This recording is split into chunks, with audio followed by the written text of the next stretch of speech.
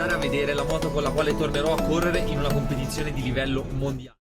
Sembra che tutte le volte che io debba girare a Cremona ci sia l'apocalisse. Vento a 500 nodi, siamo a maggio e fa un freddo becco. Oggi siamo qui per provare la moto del Politecnico di Milano. Sono in ritardissimo, quindi adesso mi cambio, entro e poi vi spiego tutto.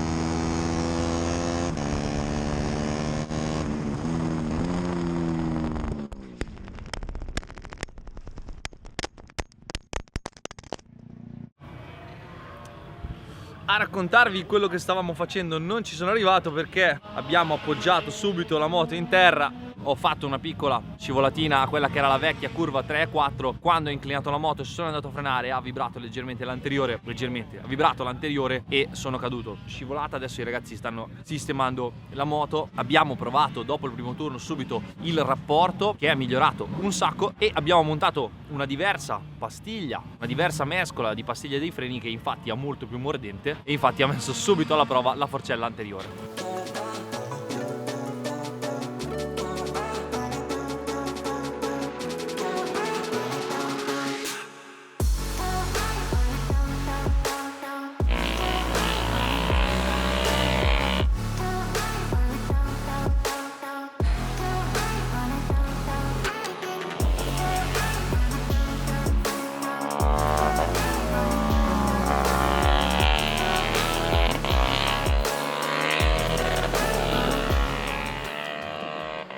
Allora, adesso che abbiamo qualche minuto libero perché siamo nella pausa pranzo, quindi c'è un po' di silenzio e abbiamo risolto tutti i problemi di quella che è stata una mattinata un po' movimentata. Sono caduto al primo giro del secondo turno perché c'erano ancora da mettere a posto un po' di cose sulle sospensioni, ma adesso vi spiegheremo il lavoro che abbiamo fatto e soprattutto sono capitato proprio negli avvallamenti della curva 5, quindi fateci un po' di attenzione quando girate. Con me c'è Andrea Danese, che avete già conosciuto e visto nel video che vi ho fatto vedere, e se non l'avete visto ve lo lascio qua sopra nel link, che è team leader del Polyme Motorcycle Factory. La prima cosa sulla quale abbiamo lavorato è stata il rapporto, perché ovviamente non possiamo toccare le sospensioni finché non siamo a posto con il rapporto e con i giusti giri nelle curve. Che cosa abbiamo fatto, Andre? Cioè, che cosa vi ho chiesto di fare? Abbiamo accorciato i rapporti, aumentando di 3 denti la corona per riuscire a tirare tutta la sesta rettilineo e avere il giusto rapporto nelle curve. Ok, successivamente, una volta fatto questa modifica che è molto importante, abbiamo cambiato le molle sia dell'anteriore che del posteriore, facendo uno step importante verso il più sostenuto. La moto è migliorata molto, anche perché il problema che avevamo, correggimi se sbaglio, guardando anche i dati e il mio feedback, era che la moto rimanesse molto seduta dietro e facessimo veramente un sacco di media di affondamento. Sì, è corretto, abbiamo quindi, come dicevi giustamente tu, ho deciso di salire di molla al posteriore per rendere la moto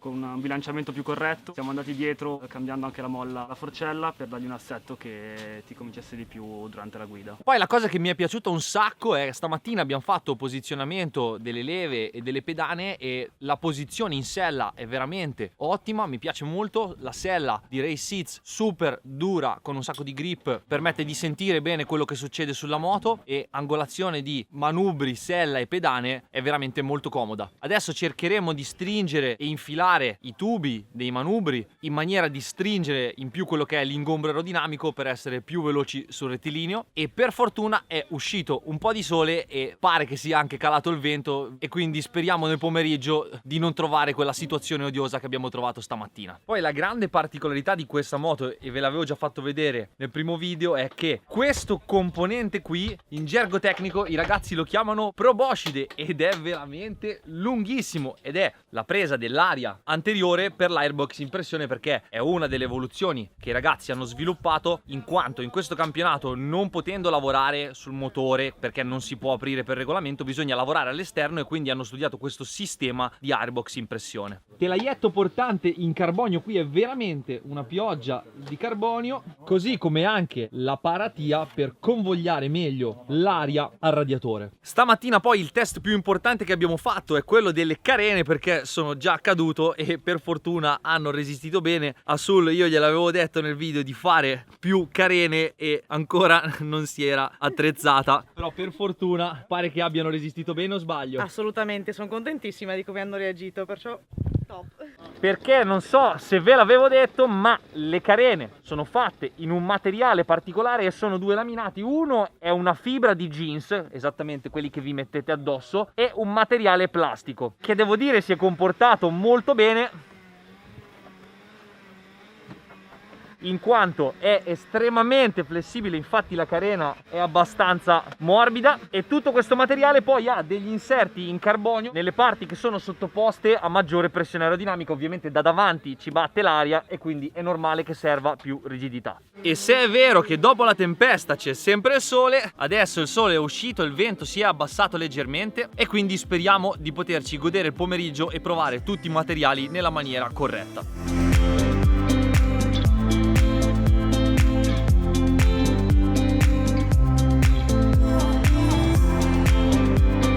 Sole sembra che sia arrivato, adesso speriamo che non dia fastidio il vento come stamattina. Comunque la moto mi piace, secondo me abbiamo un buon margine per fare bene.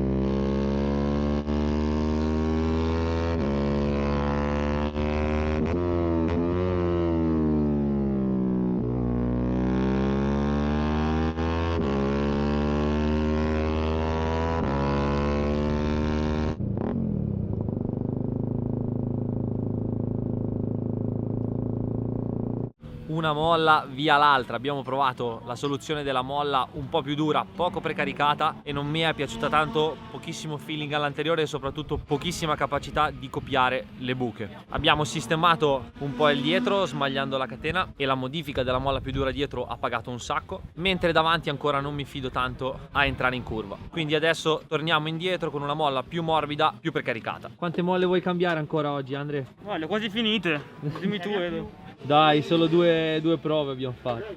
Secondo me, vista la mole di lavoro che gli sto facendo fare, non ci vedremo mai più, vero ragazzi?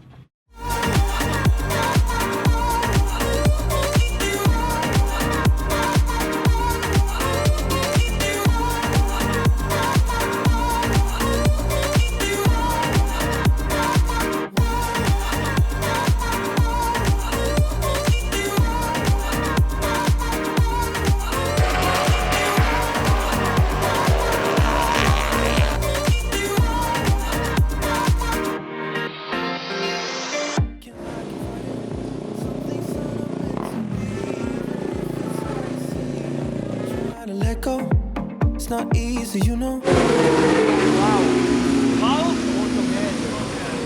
C'è bisogno di forse sfruttarla tutta. C'è carico dietro, per favore. Ce l'ha la molletta? No. We're still at our moments and they keep coming back to me.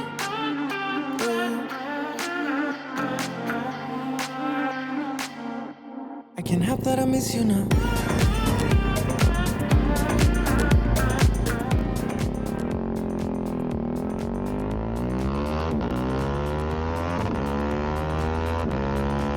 Allora, super la modifica dell'alzare davanti, la moto è migliorata tantissimo in agilità e soprattutto è molto più sincera nello scendere in piega e anche molto più stabile in frenata. Quello che mi dà ancora fastidio è avere una forcella molto veloce che mi scappa dalle mani appena tocco il freno, infatti adesso stiamo giocando un po' con le altezze dell'ammortizzatore per cercare di migliorare anche questa cosa. E adesso abbiamo l'ultima oretta che l'organizzatore lascia open pit lane per provare le ultime cose. Comunque dai, di lavoro mi sembra che ne abbiamo fatto fin troppo oggi.